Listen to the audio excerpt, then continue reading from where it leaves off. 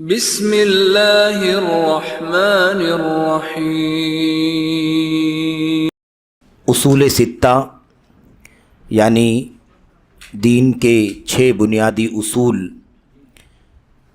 اس عنوان سے جو دورہ علمیہ صبح سے اللہ تبارک و تعالیٰ کے فضل و کرم سے، اس کی توفیق سے یہاں مرکز الدعوت الاسلامیہ کھیڑ میں ہو رہا ہے، منعقد ہے، اس کا یہ دوسرا حلقہ ہے، دوسرا سیشن ہے، جس میں انشاءاللہ تبارک و تعالیٰ تیسرا اور ایسے ہی چوتھا اصول آپ کے سامنے پیش کیا جائے گا۔ تیسرے اور چوتھے اصول میں جو باتیں مصنف رحمۃ اللہ علیہ نے بیان کی ہیں، آئیے پہلے اس مختصر متن کا ترجمہ آپ کے سامنے پیش کر دیا جائے۔ تیسرے اصول کے بارے میں مصنف فرماتے ہیں، الاصل الثالث، تیسرا اصول، ان من تمام الاجتماع السمع والطاعة لمن تأمر علينا ولو كان عبدا حبشيا، فبين النبي صلى الله عليه وسلم هذا الأصل بيانا شائعا كافيا بوجوه من أنواع البيان شرعا وقدرا، ثم صار هذا الأصل لا يعرف عند أكثر من يدعي العلم، فكيف العمل به۔ یہ مختصر متن ہے شیخ الاسلام محمد بن عبد الوہاب تمیمی نجدی رحمۃ اللہ علیہ کا۔ اس متن میں کیا بتانا چاہ رہے ہیں؟ کہتے ہیں تیسرا اصول یہ ہے کہ اجتماعیت اگر ہم چاہتے ہیں، اتحاد ہم چاہتے ہیں، تو اجتماعیت اور اتحاد کے لیے ضروری ہے کہ جو ہمارا امیر ہو، امام ہو، حاکم ہو، ولی امر ہو، بادشاہ ہو، امیر المومنین ہو، خلیفہ ہو، جو بھی آپ نام دے لیں، سارے نام شریعت کے اندر آئے ہوئے ہیں، اور ان سب کا جامع جو نام ہے وہ ہے ولی امر۔ ولی امر کا معنی ہوتا ہے معاملات، مسلمانوں کے معاملات کا ذمہ دار، اسلامی حکومت میں مسلمانوں کے معاملات کا ذمہ دار۔ تو ولی امر جو بھی ہمارا ہو، جو بھی امیر مسلمانوں کا ہو، خلیفہ ہو، بادشاہ ہو، اس کی سمع و طاعت۔ سمع و طاعت کا معنی کیا ہے؟ اس کی بات کو سننا اور اس کا کہا ماننا، اس کی بات سننا اور اس کا کہا ماننا، جس کو ہم کہتے ہیں سننا اور اطاعت کرنا۔ یہ اجتماعیت اور اتحاد کی بنیادوں میں سے ایک بہت بڑی بنیاد ہے۔ اس کے بعد کہتے ہیں وَلَوْ كَانَ عَبْدًا حَبْشِيًّا، وہ مسلمانوں کا امام، امیر، ولی امر، حاکم، چاہے وہ کوئی حبشی غلام کیوں نہ ہو۔ اصل میں مسئلہ یہ نہیں ہے کہ ولی امر اور حاکم کس معیار کا ہے، کس سماجی اسٹیٹس کا ہے، کس رنگ اور نسل کا ہے، کس حیثیت کا ہے، غلام حیثیت کا ہے یا آزاد حیثیت کا، یہ مسئلہ نہیں ہے۔ مسئلہ ہے مسلمانوں کی امامت، مسلمانوں کی قیادت اور باغ ڈور اور ذمہ داری اس کے ہاتھ میں ہے۔ تو جو مسلمانوں کا ذمہ دار ہو، جس پر مسلمانوں کا اتحاد ہو گیا، سارے مسلمان متحد ہو کر کے، متفق ہو کر کے اسے امیر بنا چکے ہیں اور مسلمانوں کا امیر اور امام بن چکا ہے، اس کی اطاعت ہونی چاہیے، اس کا کہا مانا جائے، اس کی بات سنی جائے اور اس کا کہا مانا جائے۔ یہ اسلامی اجتماعیت کا سب سے بڑا اور بنیادی تصور ہے۔ اب اس کے بعد کہتے ہیں اللہ کے نبی علیہ الصلوۃ والسلام نے اس اصول کو بہت ہی واضح اور شائع کسے کہتے ہیں؟ شائع کا مطلب ہوتا ہے پھیلایا ہوا، عام کیا ہوا، یعنی اس کی وضاحت اللہ کے نبی علیہ الصلوۃ والسلام نے ایسی کی ہے کہ ہر خاص و عام جانتا ہے، ایک دم مشہور ہے، معروف ہے، اس کا چرچا ہے کہ نبی کریم صلی اللہ علیہ وسلم نے اس مسئلے کو بیان کر دیا ہے کافیاً، اور اس بیان میں، وضاحت میں کوئی کمی نہیں ہے، پورے طور پر بھرپور انداز میں اللہ کے نبی نے بیان کر دیا ہے۔ بوجوہ من انواع البیان شرعا وقدرا، بیان کرنے، واضح کرنے کا جتنا طریقہ ہو سکتا ہے، ہر طریقے سے اللہ کے نبی علیہ الصلوۃ والسلام نے واضح کر دیا ہے۔ شرعاً، شریعت کی دلیلوں سے واضح کر دیا ہے، اور تقدیر کے اعتبار سے واضح کر دیا ہے۔ یہ یاد رکھنا کہ کس طرح سے شریعت کے اعتبار سے بیان کر دیا ہے، واضح کر دیا ہے کہ مسلمانوں کے امام اور امیر کی اطاعت ہونی چاہیے، اس کے خلاف بغاوت نہیں ہونی چاہیے. اس کو شریعت کی دلیلوں سے بھی واضح کیا ہے اور تقدیر کے اعتبار سے بھی واضح کیا ہے. اس کی وضاحت آ رہی ہے. یہ ہو گئی دوسری بات کہ اللہ کے نبی نے وضاحت کر دی. تیسری بات یہ ہے ثم صار هذا الاصل، پھر یہ جو اصول جو بیان کیا جا رہا ہے اس کے بارے میں یہ وضاحت سب کچھ ہو جانے کے بعد تیسرا معاملہ کیا ہو گیا؟ کہتے تیسری بات یہ ہے کہ پھر دھیرے دھیرے حالت یہ ہو گئی کہ اس اصول کو عام طور پر لوگ بھلا دیے، لوگوں نے بھلا دیا. بڑی تعداد جو علم کا دعویٰ کرنے والوں کی ہے، اکثر علم کے دعوے دار حضرات بھی اس کو نہیں جانتے ہیں. علم کے دعوے داروں کی اکثریت بھی اس چیز سے لا علم ہے. فَكَيْفَ الْعَمَلُ بِهِ، جب اچھے اچھے علماء یا بڑی تعداد میں علماء بھی اس کو نہیں جانتے کہ مسلمانوں کے امام اور امیر کی اطاعت ہونی چاہیے، سمع اور طاعت نہیں جانتے، تو پھر عمل کیسے کریں گے اس کے اوپر؟ کیونکہ علم جو ہے وہ پہلے ہونا چاہیے، عمل تو بعد میں ہوگا. تو علم نہیں ہے تو کس بنیاد پر عمل کریں گے؟ یہ متن ہے، یعنی یہ ٹیکسٹ شیخ الاسلام کا، اس کا معنی، اس کا مفہوم. آئیے دو تین باتیں اس میں سمجھتے ہیں. سب سے پہلی بات یہ ہے کہ اللہ کے نبی علیہ الصلوۃ والسلام کے بارے میں محترم مصنف نے کہا کہ سمع و طاعت اجتماعیت کی جڑ ہے. ہم لوگوں نے اس سے پہلے جو بات پڑھی ہے وہ کیا ہے؟ اجتماعیت، اتحاد، اتفاق، یکجہتی. اب یہاں کہہ رہے ہیں تیسرے اصول میں کہ وہ جو اتحاد، اتفاق، یکجہتی کی بات چل رہی تھی نا، وہ کب ہوگی؟ اجتماعیت کب ہوگی، اتحاد کب ہوگا؟ جب یہ سمع و طاعت، مسلمانوں کے امام، امیر، ولی امر، حاکم، خلیفہ جو بھی ہے، اس کی سمع و طاعت ہوگی تو اتحاد و اجتماعیت قائم ہوگی. اب ایک مسلمانوں کا امام ہو جائے، امیر ہو جائے، اور لوگ اس کی بات نہ سنیں، اس کے خلاف بغاوت کریں، اس کے خلاف فتنے فساد کی آگ بھڑکائیں، اس کی برائیاں کریں، اس کی غلط تشہیر کریں یا اس پر لان تان کریں، گالی گلوچ دیں، تو ایسی صورت میں کہاں سے اتحاد باقی رہے گا؟ لوگوں کے دلوں میں نفرت پیدا ہوگی. اس لیے ضروری ہے کہ اگر اجتماعیت چاہتے ہیں تو مکمل اجتماعیت کے لیے سمع و طاعت سننا اور کہاں ماننا ضروری ہے. یہ بات مصنف نے بیان فرمائی. اور جو بھی ہمارا امیر ہو، مسلمانوں کا اسلامی حکومت اور اسلامی نظام کے تناظر میں بات ہو رہی ہے، اسلامی نظام اور تناظر میں بات ہو رہی ہے.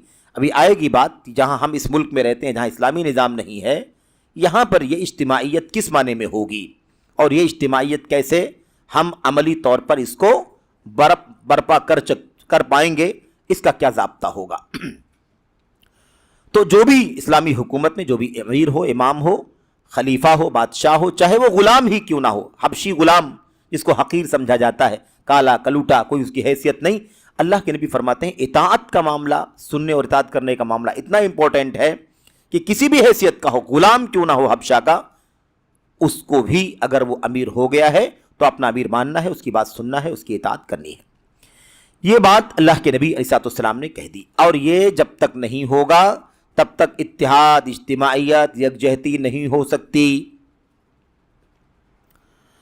اللہ کے نبی صلی اللہ علیہ وسلم، آپ کی وفات ہوئی، خلفائے راشدین ابو بکر، عمر، عثمان، چوتھے نمبر پر حضرت علی بن ابی طالب رضی اللہ تعالیٰ عنہم اجمعین، یہ سارے صحابہ کرام جو تھے خلفائے راشدین، یہ مسلمانوں کے اولین امیر ہیں، امام ہیں، خلیفہ ہیں، بادشاہ ہیں، ہے نا. یہ بات سمجھانے کے لیے. اب یہاں وہ مسئلہ نہیں چھیڑ دینا، کوئی چھیڑ دے کہ خلیفہ تھے آپ نے بادشاہ کیوں کہا. خلافت اور بادشاہت کا جو مسئلہ ہے وہ یہاں پر زیر بحث نہیں ہے. اصل یہ ہے کہ جو مسلمانوں کا امام ہو، چاہے وہ بادشاہ کی حیثیت سے کیوں نہ ہو، اس کی سمع اور طاعت ضروری ہے. تو سمع و طاعت مطلوب ہے، اور یہ اس ضابطے کے ساتھ کہ وہ کسی بھی حیثیت کا ہو. یہاں اختصار کے ساتھ ایک بات اور عرض کر دی جائے. اگر بالفرض کوئی شخص اپنی طاقت و قوت، پاور اور غلبے کی بنیاد پر، یا مثال کے طور پر اور آگے بڑھیں، ایسا بھی کہہ سکتے ہیں کہ اگر کچھ لوگوں کو تیار کر کے اور حکومت پر قابض ہو جائے تو قابض ہو گیا ہے اب تو اس کے خلاف بغاوت کرنا جائز نہیں ہے، کیونکہ ایک نظم آ گیا. ٹھیک ہے اس نے جبرن کیا، زیادتی کے ساتھ کیا، اپنی طاقت اور قوت سے ذمہ دار بن بیٹھا تو بن گیا تو بن گیا. اب اگر ہم اس کے خلاف کھڑے ہوں گے، محاذرائی کریں گے تو مسلمانوں میں خون خرابہ ہوگا، مار پیٹ ہوگی، دنگا ہوگا، اور اس کے نتیجے میں امن و امان غارت ہوگا. اور یہ جو مساجد ہیں ملک اور شہر کے اندر، یہاں جو نمازیں قائم ہونی چاہیے وہ ناپید ہو جائیں گی، دروس ہیں، دعوت ہیں، تعلیم ہے، تربیت ہے، سارا نظام درہم برہم ہو جائے گا. تو یہ مسئلہ بطور اشارہ اور اس کی تفصیلات کتابوں کے اندر موجود ہے کہ کوئی کیسے بھی قابض ہوتا ہے. جب ایک نظام کسی کے ہاتھ میں آ گیا تو اب اس کے سامنے دوسرے کو کھڑا کر کے امن اور عافیت کو تباہ کرنا یہ ہمارے لیے درست اور جائز نہیں ہے. اسلام میں اجتماعیت کا صحیح تصور اس طرح کی باتوں کو سننے کے بعد کرنا آسان ہو جاتا ہے. اجتماعیت معنی رکھتی ہے، اس لیے ایسا کوئی بھی قدم اٹھانا. اب اس کے بعد لوگ کہیں ایک آدمی قابض ہو گیا اور لوگ اس کے ساتھ میں جڑ گئے اور ایک نظام اپنے ہاتھ میں لے لیا. ٹھیک ہے، بہت سارے لوگوں کو ناپسند ہو سکتا ہے، بہت سارے لوگ اس سے راضی ہو سکتے ہیں، نہیں راضی ہو سکتے ہیں، لیکن ایک آدمی ذمہ دار بن چکا ہے تو آپ کو ضروری ہے آپ کے لیے کہ آپ اس کی اطاعت کریں، سمو اطاعت کریں. یہ نہ کہیں اس میں یہ عیب ہے، یہ برائی ہے، اس کو ہٹانا چاہیے، اس کو لانا چاہیے، یہ کرنا چاہیے، وہ کرنا چاہیے. یہ شریعت کے اندر خروج اور بغاوت کے دائرے میں آتا ہے. اسی لیے سلف کے امت کے علماء لکھتے ہیں چاہے وہ صلح کے ساتھ آئے، یعنی شانتی کے ساتھ، اطمینان کے ساتھ ذمہ دار بن جائے، یا زیادتی کے ساتھ جبرن کوئی غالب ہو جائے، تب بھی ایک آدمی کے ہاتھ پر ملک آ گیا تو اب چاہیے کہ سب اطاعت کرے اس کی. یہ شریعت کا نظام ہے. اس کو اللہ کے نبی نے ایسا بیان کیا ہے کہ اب اس کے آگے کچھ اور بولنے بیان کرنے کی ضرورت نہیں ہے. کافی شافی یعنی بھرپور انداز میں اللہ کے نبی نے بیان فرما دیا ہے. قرآن کریم میں اللہ تبارک اچھا دو بات آئی تھی نا، کیا فرمایا؟ کہا شرعن و قدرن. ایک تو شریعت کے اعتبار سے بھی اللہ کے نبی نے بیان فرما دیا ہے، اور دوسرا تقدیری اعتبار سے. تقدیر جو دنیا کے اندر حالات اللہ تعالیٰ کے فیصلے کے مطابق، تقدیر کے مطابق آتے ہیں، اس اعتبار سے بھی اس مسئلے کی وضاحت ہو چکی ہے. اس کا کیا معنی ہوتا ہے وہ شیخ بدر نے آگے بیان کیا ہے. تو پہلی بات، شریعت کی دلیلیں اگر آپ دیکھ لیں، بھری پڑی ہیں دلیلیں، بھری پڑی ہیں دلیلیں، سمع و اطاعت، سننا اور اطاعت کرنا. قرآن کریم میں اللہ تبارک و تعالیٰ فرماتا ہے یا ایھا الذین آمنوا اطیعوا اللہ واطیعوا الرسول واولی الامر منکم. ایمان والو، اللہ کا کہا مانو، اس کے رسول کا کہا مانو، اور اپنے اندر اپنے بیچ میں جو معاملات کے ذمہ دار ہیں ان کا کہا مانو. ٹھیک ہے، ان کا کہا مانو یہ آیا نہیں ہوا ہے، یہاں یہ جوڑا گیا ہے. اللہ کا کہا مانو، رسول کا کہا مانو، اور جو تمہارے معاملات کے ذمہ دار ہیں ان کا. ٹھیک ہے، اس طرح سے آیا ہوا ہے. تو اللہ کے کلام کے اندر صراحت کے ساتھ یہ بات آ گئی کہ اطاعت اللہ اور اس کے رسول صلی اللہ علیہ وسلم کے بعد ولی امر، معاملات کے ذمہ دار، اس کی ہونی چاہیے. اللہ کے نبی علیہ السلام کی حدیثوں کو اگر آپ دیکھیں تو صحیح مسلم میں، خاص طور پر صحیح مسلم میں کتاب الامارہ، امارت یعنی امیر، حاکم، خلیفہ، بادشاہ کیا ہوگا، کیسے ہوگا، اس کا نظام، اس کا طریقہ، اس کے آداب، ساری باتیں بیان کی گئی ہیں. تو صحیح مسلم کے اندر بہت ساری حدیثیں اس کتاب کے اندر بیان کی گئی ہیں جس میں سننے اور اطاعت کرنے کا حکم ہے. سب سے پہلے مصنف رحمۃ اللہ علیہ نے، شیخ الاسلام نے، اور پھر شیخ بدر، یہاں پر ارباز ابن ساریہ رضی اللہ تعالیٰ عنہ کی حدیث کا ذکر کرتے ہیں. ارباز ابن ساریہ کی حدیث کے اندر کیا ہے؟ حدیث لمبی ہے، اس کے اندر بیچ میں آیا ہوا ہے اوصیکم بتقوی اللہ. اللہ کے نبی صلی اللہ علیہ وسلم فرماتے ہیں میں تمہیں اللہ کے تقوی کی وصیت کرتا ہوں، والسمع والطاعہ، اور سننے کی اور اطاعت کرنے کی وصیت کرتا ہوں. وَإِن تَأَمَّرَ عَلَيْكُمْ عَبْدٌ، چاہے تمہارا امیر کوئی غلام ہی کیوں نہ ہو. یہ اللہ کے نبی صلی اللہ علیہ وسلم نے بتلایا. ایسے ہی آپ دیکھیے ایک اور حدیث جو ہمارے سامنے صحیح بخاری کی، اللہ کے نبی صلی اللہ علیہ وسلم نے فرمایا اسمعوا واطیعوا، سنو اور اطاعت کرو، سنو اور اطاعت کرو. وَإِنِ اسْتُعْمِلَ حَبْشِيٌّ كَأَنَّ رَأْسَهُ زَبِيبَةٌ، چاہے تمہارے اوپر ایسے آدمی کو امیر مقرر کر دیا گیا ہو جو حبشی ہو، یعنی حبشہ کا کالا کلوٹا غلام ہو، تو بھی تم اس کی بات سنو، اطاعت کرو. کأن رأسہ زبیبہ، اس کا سر ایسے ہے گویا کشمش ہو. کشمش جانتے ہیں نا، انگور خشک ہو جائے تو یوں سکڑ جائے نا، کشمش کہتے ہیں. ایک مثال ہے، یعنی کیا مطلب؟ حبشی غلام ہو، کالا کلوٹا ہو، اور بالکل ہے نا چھوٹا قدم، چھوٹا بدن، چھوٹا جسم اور چھوٹا سر اس کا، جس کی کوئی قدر و قیمت نہیں ہوتی ہے لوگوں کے بیچ میں. ایسا شخص بھی اگر تمہارا غلام بن جائے، ایسا غلام بھی تمہارا حاکم بن جائے، تو تمہیں اس کی اطاعت کرنا چاہیے. یعنی آخری حد تک اللہ کے نبی صلی اللہ علیہ وسلم نے اس مسئلے کو سمجھایا کہ وہ کسی بھی حیثیت کا تمہیں نظر آتا ہو، لیکن جب تمہارا امیر ہو گیا ہے تو اب اس منصب پر اسے تسلیم کرنا، اس کی بات سننا اور اس کا کہا ماننا ضروری ہے. اب اس کے بعد یہاں دیکھیے شیخ نے بھی وضاحت کی، کہتے ہیں اگر تمہارا حاکم، تمہارا امیر صارت لہ الغلبہ، غلبے کے ساتھ وہ آ جائے، اس کا غلبہ ہو جائے، وہ تولی الامر، اور معاملات کا ذمہ دار بن جائے، وہ استدب لہ الامر، اور معاملات اسے کنٹرول میں آ جائیں، فالسمع والطاعہ، تمہیں سننا ہے اور اس کی اطاعت کرنی ہے.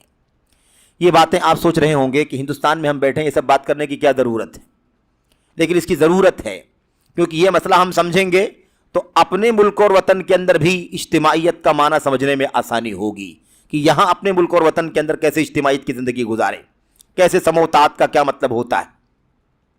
اچھا، اس کے بعد یہ آگے باتیں سن لیں، پھر میں وضاحت کرتا ہوں. اللہ کے نبی علیہ السلام کی حدیثیں مزید آئی ہوئی ہیں جس میں یہ پہلو بیان کیا گیا ہے کہ مسلمان کے امیر کے ہاتھ پر بیعت کرنے کے بعد، اس کی امارت، اس کی حکومت تسلیم کرنے کے بعد کسی کے لیے اس کی اطاعت سے ہاتھ کھینچ کر کے بغاوت کرنا جائز نہیں ہے، اطاعت سے نکلنا درست نہیں ہے. اللہ کے نبی صلی اللہ علیہ وسلم فرماتے ہیں من کرہ من امیرہ شیئا، غور سے سننے کی بات ہے، من کرہ من امیرہ شیئا، جو اپنے امیر کی کسی بات کو ناپسند کرے، فلیصبر، اسے چاہیے کہ وہ صبر کرے. ظاہر ہے کہ ایسا ہو سکتا ہے کہ اپنے امیر کی بات کو، ہر بات کو پسند نہیں کر رہا ہے آدمی، ناپسندیدہ چیزیں بھی کچھ ہو سکتی ہیں، تو فلیصبر، تو چاہیے کہ وہ کیا کرے؟ صبر کرے. فإنہ من خرج من السلطان شبرا مات میتۃ جاہلیہ، کیونکہ جو بھی شخص سلطان یعنی حاکم، بادشاہ سے خروج کرے گا، نکل جائے گا، اطاعت نہیں کرے گا اور اس کی موت ہو جائے گی تو وہ جاہلیت کی موت مرے گا. موت ہوگی تو جاہلیت کی موت. اب جاہلیت کی موت کا مطلب یہ نہیں کہ کفر کی موت مرے گا. جاہلیت کی موت کا مطلب کیا ہوتا ہے؟ جیسے جاہلیت میں لوگ بلا امیر زندگی گزارتے تھے، جنگل کی زندگی گزارتے تھے، کوئی قائد نہیں، کوئی رہنما نہیں، کوئی اجتماعیت نہیں، جیسے وہ بے ڈھنگی زندگی گزارتے تھے، ایسے بلا امیر کی بے ڈھنگی زندگی گزارتا ہوا یہ بھی مر جائے گا. یہ مطلب ہے اس کا. کوئی مطلب نہ سمجھے کہ جاہلیت کی موت مرے گا یعنی کافر ہو کر کے مرے گا، یہ مطلب نہیں ہے اس کا. اب یہ حدیثیں چند آپ کے سامنے آ گئی. ان ساری حدیثوں سے یہ بات واضح ہو گئی کہ کس طرح سے امیر کی اطاعت کرنا ضروری ہے اور اس کے خلاف بغاوت کرنا جائز نہیں ہے، اس کی اطاعت سے ہاتھ کھینچنا جائز نہیں ہے، کسی بھی حیثیت کا ہو اور کسی بھی طرح سے وہ آ جائے، یعنی غلبہ حاصل کر لے، زبردستی کر کے آ جائے تو بھی اطاعت کرنی. اچھا، اب یہ اصول جو ہے ہم لوگ جو پڑھ رہے ہیں یہ تیسرا اصول ہے. یہ اصول تیسرا، اس سے پہلے والا اجتماعیت کا دوسرا، اس سے پہلے والا پہلا اخلاص اور توحید اور اخلاص. تو توحید اور اخلاص، وحدت و اجتماعیت اور یہ سمع و طاعت، یہ تینوں اصول ایک دوسرے سے بالکل جڑے ہوئے ہیں، تینوں مربوط ہیں، مرتبط ہیں. کہتے ہیں تینوں ایک ساتھ میں جڑے ہوئے ہیں. اخلاص چاہیے عبادت کے اندر، کیسے جڑے ہوئے ہیں؟ عبادت میں کیا چاہیے؟ اخلاص چاہیے. اور لوگ ایسا ہونا چاہیے کہ لوگ ایک دم مطمئن ہو کر کے اللہ تبارک و تعالیٰ کی عبادت انجام دے، امن رہے، عافیت رہے، سلامتی رہے، پورے اطمینان کے ساتھ. جب ان کو نماز اور عبادات انجام دینے کا موقع ملے گا تبھی تو اخلاص اور الہیت کے ساتھ نمازیں انجام دیں گے، عبادات کریں گے. تو کہتے ہیں کہ اخلاص عبادت کے اندر اور لوگوں کا اپنی عبادتیں اللہ کے لیے مطمئن ہو کر کے انجام دینا، ادا کرنا امن و امان اور اطمینان کے ساتھ، یہ ہو ہی نہیں سکتا ہے جب تک کہ اجتماعیت نہ ہو. جب تک کہ اجتماعیت نہ ہو تب تک کوئی آدمی امن و امان اور عافیت کے ساتھ اللہ تعالیٰ کی عبادت اور بندگی نہیں کر سکتا، ہے کہ نہیں؟ امن و امان رہنا چاہیے. تو امن و امان کے لیے کیا چاہیے؟ اجتماعیت چاہیے. اجتماعیت قائم کرنے کے لیے کیا کرنا پڑے گا؟ اگر آپ کا امیر ہے، حاکم ہے، خلیفہ ہے، تو آپ اس کی بات سنیں، اطاعت کریں، تو پھر ایسی صورت میں اجتماعیت باقی رہے گی، اجتماعیت قائم ہوگی. لیکن اگر بغاوت کے جھنڈے اٹھائے جائیں، ان کے منصب اور ان کے تختے کو پلٹنے کی کوشش کی جائے، تو ایسی صورت میں کہاں سے سموتات کے بغیر کہاں سے اجتماعیت قائم رہے گی؟ تو اللہ تعالیٰ کی عبادت اخلاص کے ساتھ کرنے کے لیے اجتماعیت ضروری ہے، اور اجتماعیت قائم کرنے کے لیے سمع و طاعت ضروری ہے. بغیر سنے اطاعت کیے ہوئے اجتماعیت کبھی قائم نہیں ہو سکتی. اس لیے تینوں چیزیں ایک ساتھ میں جڑی ہوئی ہیں. یہاں پر اس سلسلے میں ایک اللہ کے نبی علیہ الصلوۃ والسلام کی حدیث ہے جو میں آپ کے سامنے پیش کر دوں تاکہ یہ بات یہاں پر مکمل ہو جائے. صحیح روایت علامہ البانی رحمۃ اللہ علیہ وغیرہ نے صحیح قرار دیا ہے، امام ترمذی نے اپنی سنن میں اسے روایت کیا ہے، مشہور روایت ہے وہ. اس میں اللہ کے نبی علیہ الصلوۃ والسلام فرماتے ہیں ثلاث لا یغل علیہن قلب مؤمن اخلاص العمل للہ والنصیحۃ لولاۃ المسلمین ولزوم جماعتہم فإن دعوتہم تحیط من ورائہم. یہ حدیث نبی کریم صلی اللہ علیہ وسلم کی ان تینوں اصولوں کو ایک ساتھ میں بیان کرتی ہے. یہ تینوں اصول، اخلاص، توحید اور اخلاص، اور اجتماعیت، اور تیسری چیز سمع و طاعت، ان تینوں چیزوں کو اللہ کے نبی علیہ الصلوۃ والسلام کی حدیث میں اکٹھا بیان کر دیا گیا ہے. اللہ کے نبی فرماتے ہیں تین چیزیں ایسی ہیں جن پر کسی مومن کے دل میں کینہ نہیں ہو سکتا. تین چیزیں ایسی ہیں جن کے بارے میں کسی مومن کے دل میں کینہ جانتے ہیں نا، اندرونی نفرت جو ہوتی ہے دل کے اندر، ایسا کوئی مومن کسی مومن کے دل میں نفرت، کینہ نہیں ہو سکتا تین چیزوں میں. یعنی نہیں ہونا چاہیے. سچا مومن ہوگا تو کینہ نہیں ہوگا، اور اگر ہے تو دل سے نکالے تاکہ سچا مومن بن سکے. نمبر ایک، پہلی چیز کیا ہے؟ وہ اخلاص العمل للہ، اللہ کے لیے خالص عمل کرنا. جو پہلا اصول ہے نا، توحید اور اخلاص، اللہ کے لیے عمل کو خالص کرنا. دوسرا کیا ہے؟ والنصیحۃ لولاۃ المسلمین ولزوم جماعتہم، اور مسلمانوں کے حکمرانوں کی خیر خواہی.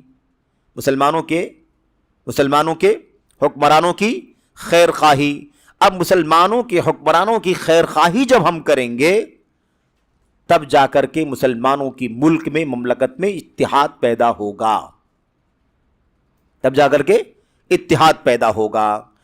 اور ساتھ ہی میں کیا کہا؟ وہ لزوم جماعتہم، اور ان کی جماعت کو لازم پکڑنا. یعنی کیا مطلب؟ جو جماعت جس نے ان کو امیر بنایا ہے، حاکم بنایا ہے، جو لوگ ان کو تسلیم کر چکے ہیں، اب ہمیں چاہیے کہ ہم بھی باتوں کو سنتے ہوئے اور مانتے ہوئے انہی جماعت کے ساتھ جڑ جائیں. بات سمجھ میں آ گئی؟ تین چیزیں ہیں نا. پہلا اصول اللہ تبارک و تعالیٰ کی توحید اور اخلاص عمل. نمبر دو، اتحاد و اجتماعیت. نمبر تین، سمع و طاعت. ان تینوں چیزوں کو نبی کریم صلی اللہ علیہ وسلم نے اپنی حدیث میں اکٹھا کر دیا ہے، اور کہا کسی مومن کا دل ان تینوں چیزوں میں کینہ اور اندرونی نفرت نہیں رکھ سکتا. اور یہ بہت بنیادی مسئلہ ہے. آپ کو، ہم کو نبی کریم صلی اللہ علیہ وسلم کی حدیث یہ پیغام دے رہی ہے کہ ہم ان تینوں چیزوں کو ایک ساتھ میں اکٹھا کر کے سمجھیں. اس دنیا میں توحید اور اخلاص کی ضرورت ہے. توحید و اخلاص کے لیے اجتماعیت اور اتحاد کی ضرورت ہے. اتحاد و اجتماعیت کے لیے امیر کی بات کو سننا اور ماننا ضروری ہے. ان تینوں باتوں کو نبی کریم صلی اللہ علیہ وسلم نے اس حدیث میں اکٹھا کر دیا ہے. اس سے ان تینوں اصولوں کی اہمیت سمجھ میں آتی ہے، اور شیخ الاسلام رحمۃ اللہ علیہ نے آخر ان تینوں باتوں کو مسلسل ایک طرف سے کیوں شروع میں بیان کیا ہے. اچھا، اس کے بعد یہاں پر جو بات اس سے پہلے چل رہی تھی اس پر ہم آ جاتے ہیں. اللہ کے نبی علیہ السلام نے شرعاً بیان کیا، شریعت کے اعتبار سے بیان کر دیا. یہ ساری حدیثیں ہمارے سامنے آ گئیں. اطاعت کرنا ہی ہے تمہیں، چاہے تم ناپسند کرو تو بھی صبر کرنا ہے، بغاوت کا جھنڈا نہیں اٹھانا ہے، اطاعت سے ہاتھ نہیں کھینچنا ہے. یہ ساری باتیں آپ کے سامنے آ گئیں. دوسرا جو پہلو تھا تقدیر کے اعتبار سے. کس اعتبار سے؟ تقدیر کے اعتبار سے. یہ تقدیر کے اعتبار سے کیا چیز ہے؟ آخر تقدیر کے اعتبار سے اللہ کے نبی علیہ الصلوۃ والسلام کیسے بیان کر دیں گے، اور اس کو بیان کرنے کا کیا طریقہ ہو سکتا ہے؟ اس سلسلے میں شیخ الاسلام رحمۃ اللہ علیہ نے جو بات کہی ہے اس کی شرح کرتے ہوئے، وضاحت کرتے ہوئے، شیخ الاسلام شیخ عبد الرزاق بدر حافظہ اللہ نے اس کی دو پہلو سے وضاحت کی ہے. آئیے دونوں پہلو کو سمجھیں. تقدیری طور پر، اور یہ یہ پہلو زیادہ اہم ہے کیونکہ یہ اب پریکٹیکل ماحول میں آپ کو لے کر کے جائے گا. ایک شریعت کی دلیلیں، قرآن و سنت کی دلیلیں آ گئیں کہ امیر کی اطاعت کرنی ہے، اس کی بات ماننا ہے، لیکن تقدیر کے اعتبار سے کیسے بیان کیا؟ تقدیر سے اعتبار سے اس طرح سے بیان کیا کہ اگر امیر کی اطاعت لوگوں نے کی، عملی زندگی میں، پریکٹیکل تاریخ میں، ہسٹری میں، آج دنیا کے اندر نظر ڈالنے سے پتہ چلے گا کہ جب جب لوگوں نے اپنے امیر کی، امام کی اطاعت کی، اس کی بات کو سنا، مانا، تو امن، عافیت، سلامتی، رحمت کا ماحول بن گیا. اور جب جب امیر کی اطاعت سے ہاتھ کھینچا، ان کی بات کو نہیں سنا، ان کے خلاف بغاوت کی، تو امن و امان تباہ و برباد ہو گیا، خوریزی ہوئی، جان کا نقصان ہوا، مال کا نقصان ہوا، دین کا نقصان ہوا. یہ تقدیری طور پر وضاحت ہے کہ نبی نے کہہ دیا اطاعت کرو، اطاعت نہیں کی گئی تو تقدیر کا فیصلہ آ گیا، تباہی آ گئی، نقصان آ گیا. اور اگر لوگوں نے اس پر عمل کر لیا تو ایسی صورت میں خیر آ گیا، بھلائی آ گئی، امن آ گیا، راحت اور سکون آ گیا، اللہ تبارک و تعالیٰ کی رحمت آ گئی. یہ تقدیری فیصلے کا، تقدیری طور پر وضاحت کرنے کا مطلب یہ ہوتا ہے. اب یہاں پر شیخ جو کہہ رہے ہیں میں اس کی وضاحت آپ کے سامنے شیخ کی زبان سے کر دوں. میں نے خلاصہ بیان کر دیا ہے. کہتے ہیں کہ تقدیری طور پر بیان کرنے کا مطلب یہ ہوتا ہے کہ جو کچھ دیکھا جا رہا ہے، مشاہدہ کیا جا رہا ہے، واقعات کا، حادثات کا، جو خوریزی کے واقعات آ چکے ہیں، درد انگیز واقعات پیش آ چکے ہیں فرقہ بندی کے نتیجے میں. اور چونکہ سیاسی گفتگو نہیں کرنی ہے، ورنہ میں اشارہ کرتا کہ آپ جزائر کے حالات دیکھ لیں، سیریا کے حالات دیکھ لیں، تو آپ کو اندازہ لگ جائے گا کہ یہ سب نتیجہ ہے بغاوت کا. خوریزی کیوں ہوئی، جان مال کا، آبرو کا نقصان کیوں ہوا؟ اس قسم کے لوگ اس کے اندر پڑ گئے اور انہوں نے اکسایا، بھڑکایا، اور اس کے بعد بغاوت کا جھنڈا اٹھایا گیا. ہزاروں نہیں بلکہ لاکھوں کی تعداد میں جانیں گئی معصوموں کی، اموال تباہ ہوئے، عزت و آبرو ضائع ہوئی. تو تقدیری طور پر بھی یہ واضح ہے کہ فرقہ بندی کے نتیجے میں جو منظر نامہ دکھائی دیتا ہے، خوریزی کا، درد کا، کرب کا، جان مال، عزت و آبرو کے نقصان کا، یہ دلیل ہے کہ مسلمانوں کے امیر کی بات کو سننا اور اطاعت کرنا ضروری ہے. دوسرا اپوزٹ پہلو، وہ دوسرا پہلو کیا ہے؟ جو کچھ ہمیں دیکھنے کو، سننے کو، مشاہدہ کرنے کو ملتا ہے، کیا ہے وہ؟ جملہ دیکھیے، من الاحداث المفرحہ، ایسے واقعات اور حادثات جن کو سننے سے دل میں خوشی پیدا ہوتی ہے کہ لوگوں نے اطاعت کی، لوگوں نے سنا، لوگوں نے کہا مانا، لوگوں نے بغاوت کا جھنڈا نہیں اٹھایا، تو امن دکھائی دے رہا ہے، رحمت دکھائی دے رہی ہے، عافیت دکھائی دے رہی ہے. تو کہتے ہیں کہ یہ تقدیری طور پر سمجھ میں آتا ہے. یہ تقدیری دلیل ہے، یہ تقدیر کی دلیل ہے کہ جو کچھ سامنے آیا اچھا، وہ اطاعت کی وجہ سے ہے. جو کچھ حالات خراب ہو گئے، وہ کس کی وجہ سے ہے؟ وہ ہے سمو طاعت نہ کرنے کی وجہ سے. اور یہ دونوں ہی پہلو ہمارے سامنے واضح ہو جاتے ہیں جب ہم حالات کا مشاہدہ کرتے ہیں، تاریخ اور سیرت کا مشاہدہ کرتے ہیں، مطالعہ کرتے ہیں، تو یہ بات ہمارے سامنے آ جاتی ہے. یہاں پر ایک بات اور آپ سے عرض کرنی ہے، وہ یہ ہے کہ مصنف رحمت اللہ علیہ نے یہ بات کہی کہ کس طریقے سے اطاعت نہ کرنے، باتوں کو نہ سننے اور حاکم کی اطاعت سے ہاتھ کھینچنے کا نقصان دنیا کے سامنے آتا ہے اور کس طرح سے ہلاکت آتی ہے، بربادی آتی ہے، اس کا بھی یہاں پر سرسری طور پر تذکرہ کیا گیا ہے. اللہ کے نبی صلی اللہ علیہ وسلم نے سمو طاعت کے سلسلے میں، سننے اور اطاعت کرنے کے سلسلے میں اتنی تاکید فرمائی ہے کہ آپ نے فرمایا تسمع وتطیع للامیر وان ضرب ظهرك واخذ مالك فاسمع واطع. یہ روایت امام مسلم نے اپنی سند سے اپنی صحیح میں نقل فرمایا. تمہیں سننا ہے، تمہیں اطاعت کرنی ہے اپنے امیر کی. ابھی ساری باتیں اسلامی حکومت کے تناظر میں ہو رہی. تمہیں سننا ہے، اطاعت کرنا ہے اپنے امیر کی، اگرچہ تمہاری پیٹھ پر کوڑے مارے جائیں، تمہاری پیٹھ پر کوڑے مارے جائیں، وَأُخِذَ مَالُكَ، اور تمہارا مال چھین لیا جائے، یعنی مارا جائے، تمہارا مال چھین لیا جائے، تب بھی تمہیں اپنے امیر کی بات سننا ہے اور اس کا کہا ماننا ہے. فَاسْمَعْ وَأَطِعْ، تو بھی تم سنو اور اطاعت کرو، کہا مانو. یہ اللہ کے نبی صلی اللہ علیہ وسلم کی حدیث ہے. اس سے یہ نقطہ ایک دم واضح ہو جاتا ہے کہ بھائی شکایت تو اپنے امیر سے کسی کو بھی ہو سکتی ہے، کبھی ظلم بھی دکھائی دے سکتا ہے، ناحق مارا جا رہا ہے، کبھی ایسا بھی ہو سکتا ہے کہ ناحق آپ کے ساتھ مال چھینا جا رہا ہے آپ کا، یہ سب حالات بھی اگر آ جائیں تب بھی آپ کو اطاعت کرنی ہے، کہا ماننا ہے۔ بغاوت کا جھنڈا اٹھائیں گے تو نتیجہ کیا نکلے گا؟ ابھی آپ پر تنہا ظلم ہو رہا ہے، فلاں پر تنہا ظلم ہو رہا ہے، یا غلط ہو رہا ہے، غیر مناسب رویہ ہو رہا ہے، تو یہ نقصان محدود ہے کہ نہیں محدود ہے؟ لمیٹڈ ہے یہ، ٹھیک ہے۔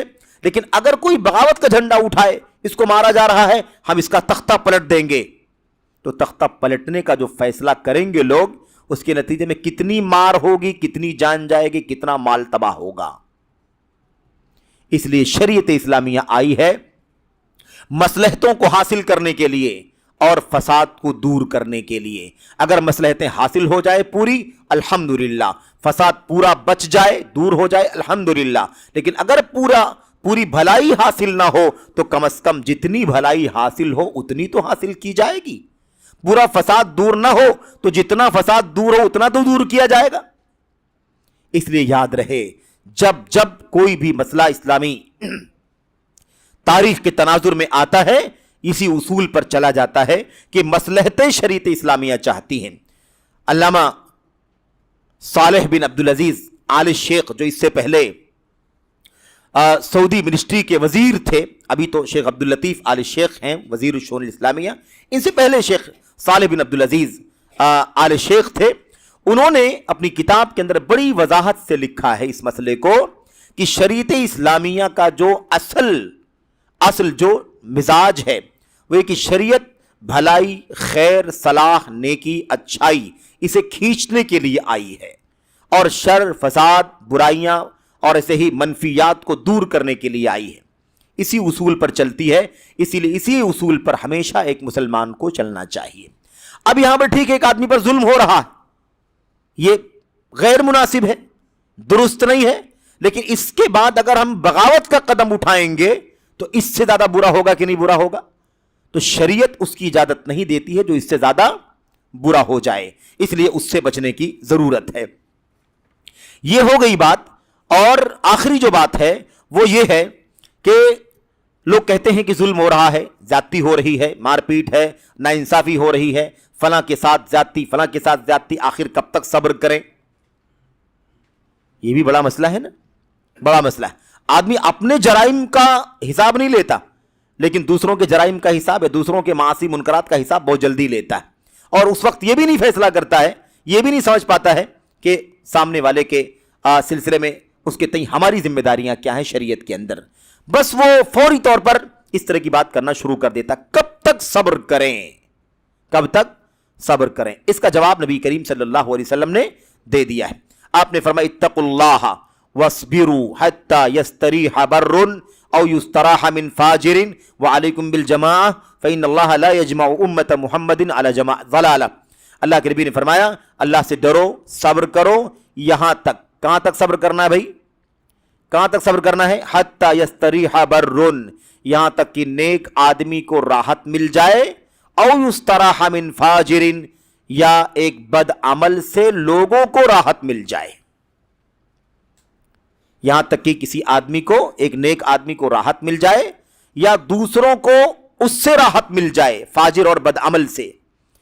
یہ ہے حد صبر کرنے کی۔ کیا مطلب؟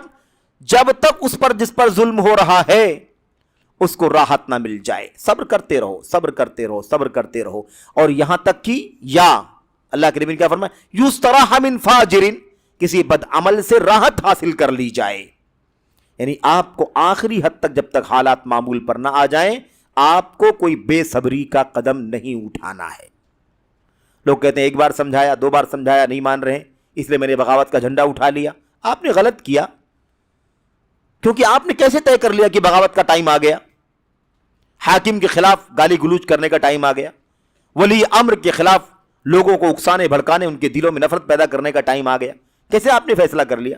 اللہ کے نبی علیہ الصلوۃ والسلام نے یہ بات سمجھا دی ہے، حتی یستریح بر او یستراح من فاجر، یعنی کیا مطلب؟ آخری دم تک صبر کرنا ہے، کوئی فتنہ و فساد آپ کے ہاتھ سے، آپ کے ذریعے سے نہیں پھیلنا چاہیے۔ یہ چیز ہے۔ اس کے بعد میں آپ سے عرض کر رہا تھا کہ یہ تو ہو گئی بات اسلامی حکومت، مسلمانوں کے حکمران کے سلسلے میں۔ ہم لوگ جہاں جس وطن میں رہتے ہیں، اس ملک وطن عزیز ہندوستان میں، یہاں پر کوئی اسلامی نظام تو نہیں ہے.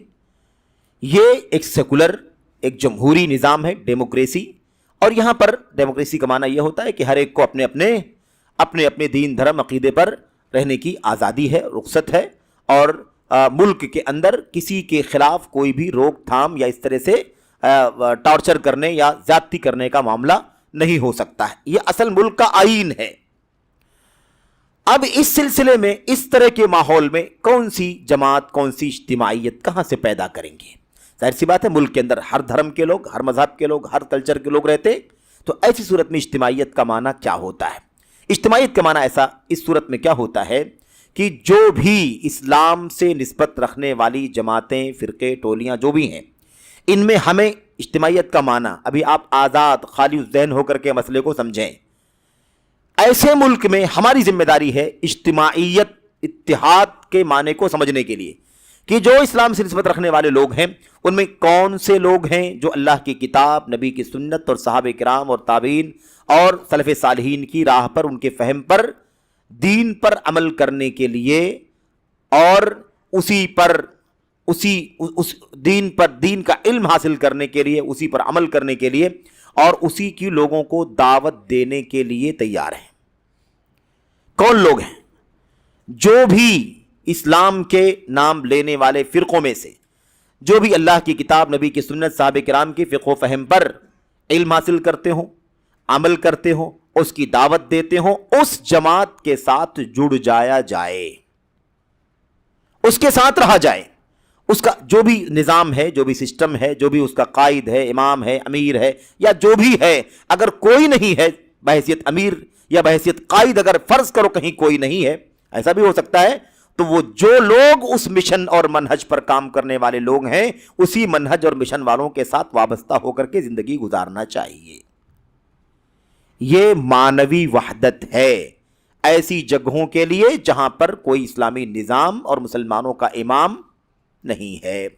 اللہ کے نبی علیہ السلام نے حضرت حذیفہ رضی اللہ تعالیٰ عنہ کی اس روایت کے اخیر میں، جب اللہ کے نبی علیہ السلام سے انہوں نے پوچھا تھا کہ مستقبل میں حالات جب بگڑ جائیں گے تو اللہ کے نبی آپ ہمیں کیا نصیحت کرتے ہیں، تو اللہ کے نبی نے کیا فرمایا تھا؟ تلزم جماعت المسلمین و امامہم، تو مسلمانوں کی جماعت کو لازم پکڑنا، ان کے امام کو لازم پکڑنا ہے نا. یہ وہی بات ہوگی جو اب تک چل رہی تھی اس سے پہلے. اور اگر اخیر میں کیا سوال کیا؟ کہا اللہ کے نبی اگر کوئی مسلمانوں کی جماعت نہ ہو اور مسلمانوں کا کوئی امیر نہ ہو، اب جماعت نہ ہو، امیر نہ ہو، دو باتیں کہا نا، کوئی امیر نہ ہو، کوئی جماعت نہ ہو اور کوئی امیر نہ ہو، تب کیا کروں میں؟ تو اللہ کے نبی صلی اللہ علیہ وسلم نے فرمایا تھا، آپ نے فرمایا تھا فَاعْتَزِلْ تِلْكَ الْفِرَقَ كُلَّهَا وَلَوْ أَن تَعَضَّ عَلَى أَصْلِ شَجَرَةٍ حَتَّى يُدْرِكَكَ الْمَوْتُ وَأَنْتَ عَلَى ذَلِكَ، اور کما قال علیہ الصلوۃ والسلام، اللہ کے نبی نے فرمایا تھا اگر ایسی حالت کبھی ہو جائے، تمہارے سامنے آ جائے کہ نہ مسلمانوں کا کوئی امیر ہے، نہ مسلمانوں کی کوئی جماعت ہے، یعنی کوئی اسلامی نظام نہیں ہے، ایسی صورتحال پیدا ہو جائے تو تم ایسی صورت میں سارے فرقوں سے الگ تھلگ ہو جانا. یہ اللہ کے نبی صلی اللہ علیہ وسلم کی سنت ہے، آپ کا حکم ہے، تم سارے فرقوں سے، الفرق کلھا، سارے فرقوں سے الگ تھلگ ہو جانا. وَلَوْ أَن تَعَضَّ عَلَى أَصْلِ شَجَرَةٍ، چاہے تمہیں سب سے الگ تھلگ ہو کر کے کسی درخت کی جڑ کو پکڑ کر بیٹھنے کی نوبت آ جائے اور اسی حال میں تمہاری موت آ جائے تو بھی تم اسی پر قائم رہنا. یہ حدیث ہمیں پیغام دے رہی ہے کہ جماعت نہ ہو، امام نہ ہو. ٹھیک ہے، یہ اس وقت ہے جب جماعت نہ ہو، امام نہ ہو. لیکن اگر جماعت ہو تو کیا کریں گے؟ تو جماعت پکڑیں گے کہ نہیں پکڑیں گے؟ اور جماعت کہتے کس کو ہیں؟ جماعت کہتے ہیں تھوڑے لوگ ہوں یا زیادہ لوگ ہوں، 10 لوگ ہوں، 20 لوگ ہوں، 100 لوگ ہوں، 2 لوگ ہوں، ایک ہو، جو قرآن سنت صحابہ کرام کی راہ پر چلتا ہے، وہ جماعت ہے. اس کے علاوہ چاہے لاکھوں کی بھیڑ ہو، فرقے ہیں وہ، اس کے مقابل میں جتنے بھی اس سے ہٹے ہوئے راستے پر ہیں وہ سب کے سب فرق ہیں. وہ سب کے سب کیا ہیں؟ فرق ہیں. ان سب کو چھوڑ دینا ہے، کیونکہ بڑی تعداد گیدرنگ اور تجمعات اور میجورٹی کے نام پر جو ماحول بنایا گیا جماعت کا، اجتماعیت کا، اس کا اسلام میں کوئی تصور نہیں ہے. اس کا اسلام میں کوئی تصور نہیں ہے. اصل تصور یہ ہے کہ حق پر قائم جو ہے وہ جماعت ہے. اور اس پر کافی باتیں اس سے پہلے بھی آپ نے سنی ہوں گی۔ بات سمجھنے کی یہ ہے کہ ہمارے اسلاف نے اس کو بہت اچھی طرح سے سمجھایا ہے۔ پوچھا گیا جماعت کہاں ہے، نام لیا فلاں امام فلاں امام فلاں امام، یہ جماعت ہے۔ کہا یہ تو اس زمانے میں تھے، وہ تو مر چکے ہیں، اب بتائیے، تو کہا اب فلاں فلاں فلاں جماعت ہیں، تو کہا اس میں سے بھی کئی لوگ مر چکے ہیں، تو کہا اس راستے پر چلنے والا جو ایک آدمی زندہ ہے اس کے ساتھ ہو جاؤ، وہ جماعت ہے۔ یعنی قرآن و سنت اور صحابہ کرام کے منہج پر رہنے والے جو لوگ ہیں وہ جماعت ہیں۔ اگر کوئی نہیں ہے، آپ ہی اس راستے پر ہیں، تو آپ ہی جماعت ہیں۔ جماعت اصل میں الاجتماع الحق، جماعت بھیڑ کی وجہ، جماعت جو ہے وہ تجمع سے نہیں بنا ہوا ہے، جماعت اجتماع الحق سے بنا ہوا ہے۔ جماعت کس سے بنی ہوئی ہے؟ اجتماع الحق پر جمنے کی وجہ سے جماعت کہا جاتا ہے، جمع ہو جانے کی وجہ سے جماعت نہیں کہا جاتا۔ اس لیے اجتماعیت کا معنی یاد رہے۔ اس لیے اب ہندوستان میں تو کوئی پریشانی نہیں ہونی چاہیے کہ یہاں کون سا اتحاد ہے، کون سی اجتماعیت ہے، کون سا ہے نا، کون سی وحدت ہے۔ یہ وحدت ہے۔ اگر وحدت دین اور عقیدے کی بنیاد کی بات ہو رہی تو یہ وحدت ہے۔ اگر کوئی مثال کے طور پر سماجی معاملہ ہے، کوئی ملی معاملہ ہے، تو اس سے ابھی اس سے بحث نہیں ہو رہی ہے۔ یہ بات ہو رہی ہے کس کی اجتماعیت؟ جو دین اور عقیدے پر اجتماعیت کی بات ہے، تو اجتماعیت کا ضابطہ شریعت کے اندر یہ ہے۔ لیکن کوئی ملی مسئلہ ہے، بہت سارے دھرموں کے لوگ رہتے ہیں اور ان سارے دھرموں سے متعلق، سب سے متعلق کوئی ایشو ہے، کوئی ملکی ایشو ہے، تو پھر ٹھیک ہے، سارے لوگ مل کر کے متفقہ طور پر رائے مشورے سے جو فیصلہ کریں، مناسب فیصلہ، اس میں ہم ساتھ میں رہیں گے۔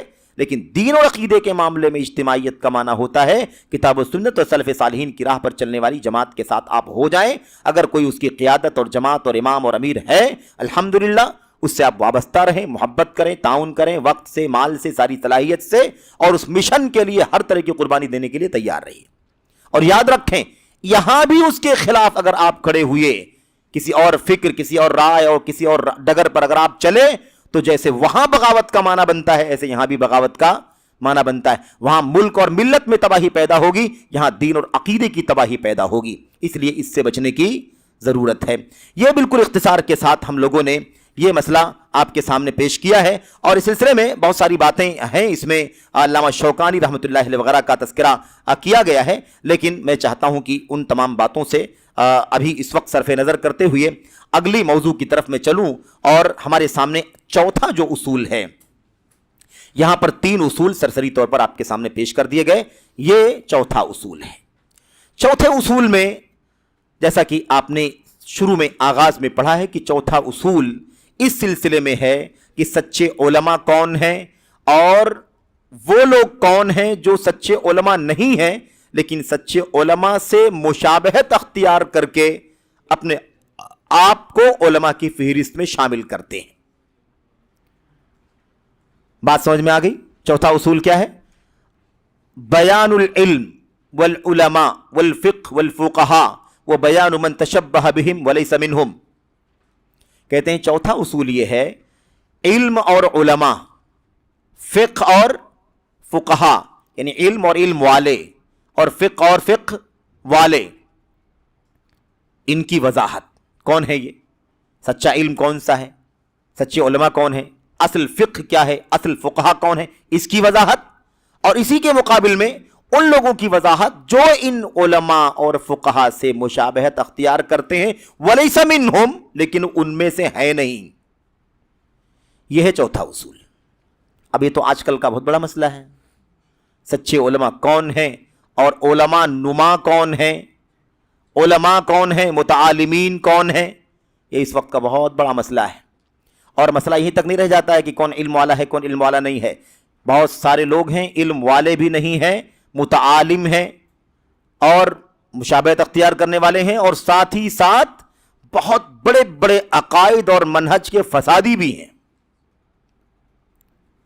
ایک ہوتا بھی ٹھیک ہے، عقید اور منہج کا بگاڑ نہیں ہے، ٹھیک ہے، مسئلے مسائل میں غلطیاں کرے گا اور عالم نہیں ہے لیکن اپنے آپ کو عالم فقیہ صاحب ظاہر کرتا ہے اور بعض مسائل میں غلطیاں کرتا ہے، یہ اخف ہے۔ لیکن ایسے بھی ہیں جو علماء نہیں ہیں، غیر علماء ہیں، علماء کی مشابہت اختیار کرتے ہیں، ان میں سے ہے نہیں، لیکن ان کا مسئلہ اس سے کہیں زیادہ بڑھا ہوا ہے، اس اعتبار سے کہ ان کے ہاں عقیدے کے بڑے بڑے فساد موجود ہیں۔ منہج کے, सुन्नत के बहुत बड़े फसाद मौजूद हैं. ऐसे लोग उम्मत के लिए हद दर्जा खतरनाक हैं. अच्छा, इस सिलसिले में शेख कहते हैं अल्लाह तबारक व तआला ने इस असल को सूरतुल बकरा की आयत करीमा या बनी इसराइल अज़कुरू निअमती अल्लती अनअमतु अलैकुम इसमें बयान फरमाया है. और आगे पढ़ते पढ़ते आप जाइए 40 आयत नंबर 40 से लेकर के सूरह बकरा ही की इब्राहिम अलैहिस्सलाम का तज़किरा आने से पहले वाली आयत करीमा आयत नंबर 122 में या बनी इसराइल अज़कुरू निअमती, वहां भी आगे वो बात बयान की गई है. इन दोनों आयतों के बीच में सारी तफसील अल्लाह तबारक व तआला ने उन लोगों की बयान फरमाई है जो सचमुच उलमा नहीं है और अपने आप को उलमा जाहिर करते हैं. अहबार रुहबान वगैरह का तज़किरा बहुत तफसील से आया हुआ है. यहां पर आगे देखिए क्या कहते हैं. ये तो कुरान की आयत का तरफ इशारा कर दिया, हदीसों के बारे में कहते हैं और इसकी मजीद वजाहत अल्लाह के नबी अलैहिस्सलाम की हदीसों से होती है, सुन्नत से होती है, जो सुन्नत सराहत करती है इस सिलसिले में. और इतनी वजाहत करती है कि एक आम आदमी हत्ता कि बहुत कम समझ आदमी भी इसको समझ सकता है. अल्लाह के नबी ने इतनी वजाहत फरमाई है. उसके बाद कहते हैं इन तमाम वजाहत के बाद कुरान सुन्नत की हालत ऐसी हो गई कि ये चीज़ बहुत ज़्यादा अजनबी बन गई, गरीब, अजीबो गरीब चीज़ बन गई. यानी कोई इसको जानता ही नहीं है. क्या आलिम क्या गैर आलिम सबको उस्ताद बनाना शुरू कर दिया गया, सबसे इस्तिफादा होने लगा, सबकी शागिर्दी अख्तियार करना लोगों ने शुरू कर दिया. सबको अपना आइडियल, सबको अपना अगवा पेशवा बड़ा सबको बना लिया गया. अगरबल अशिया कहते हैं ऐसी चीज बन गई. ये इतनी सारी वजाहत कुरान सुन्नत की वजाहत के बाद क्या बन गई? अगरबल अशिया, ताज्जुब की चीज बन गई. यानी कोई किसी को इसकी फिक्र ही नहीं है. नादिर चीज हो गई कि कोई ये भी जाने कि कौन आलिम है कौन आलिम नहीं है, कौन फकीह है कौन फकीह नहीं है, सचमुच इल्म क्या चीज है और इल्म के खिलाफ क्या चीज है, फिक्र क्या है, फिक्र के खिलाफ क्या चीज है. सारा मामला ही अजनबी बन गया, कोई इसकी फिक्र नहीं करता. उसके बाद कहते हैं आगे देखिए, कहते हैं वसारल इल्म वल फिक्र हुवल बिदअ वद दलालात. मामला ये हो गया कि इल्म और फिक्र बिदात और गुमराही बन गई. इल्म और फिक्र को क्या बना दिया गया? बिदात और गुमराही बना दिया गया. व खियारु मा इंदहुम लब्सुल हक़्क़ि बिल बातिल. ऐसे लोगों के यहां सबसे अच्छी चीज ये बाकी बची कि हक और बातिल को मिक्सअप कर दिया जाए.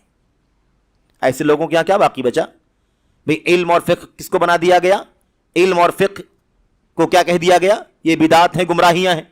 और क्या हो गया? सबसे अच्छी चीज इनके यहां जो बाकी बची, जिसको सबसे अच्छा समझा जाता है इनके यहां, वो ये है कि हक और बातिल को गडमट करो, हक और बातिल को मिक्स करो ताकि हक के नाम पर बातिल भी फैल जाए. उसके बाद कहते हैं और जिस इल्म को अल्लाह तबारक व तआला ने अपनी बंदों पर, मखलूक पर फर्ज किया है और जिस इल्म की अल्लाह ताला ने तारीफ की है, हालत यह हो गई है कि उस इल्म की बात करने वाले को लोग मजनून कहते हैं या तो जिंदीक और काफिर कहते हैं. यह हालत हो गई. उसके बाद कहते हैं वह सारा मन अनकरहु व आदाहु व सन्नफ़ फ़ी तहज़ीर मिन्हु व नही अन्हु हुवल फ़क़ीहुल आलिम. दूसरा पहलू क्या है? कहते हैं और जो शख्स उसका इनकार करे. किसका इनकार करे? उस इल्म का इनकार करे जिस इल्म को अल्लाह ने फर्ज किया है, जिस इल्म की अल्लाह ने तारीफ की है. जो उस इल्म का इनकार करे, उससे नफरत रखे, दुश्मनी करे, उससे रोकने और आगाह करने की किताबें लिखे, उसी को आलिम और फकीह बना दिया गया. समझ गए ना दोनों पहलू. जो लोग उस इल्म की तारीफ करें उनको मजनून या जिंदीक कहा गया, और जो लोग अल्लाह की तरफ से उतरने वाले इल्म जिसकी तारीफ है कुरान और सुन्नत के अंदर, यानी वो असल इल्म जो तौहीद, सुन्नत और शरीयत का सच्चा इल्म है, उस इल्म की जो लोग बात करें उनसे नफरत, और जो लोग उस पर नकीर करें, उससे नफरत करें, दुश्मनी करें, उसके खिलाफ लोगों को नफरत दिलाने के लिए किताबें लिख लिख करके पेश करें, ऐसे लोगों को आलिम और फकीह बना लिया गया.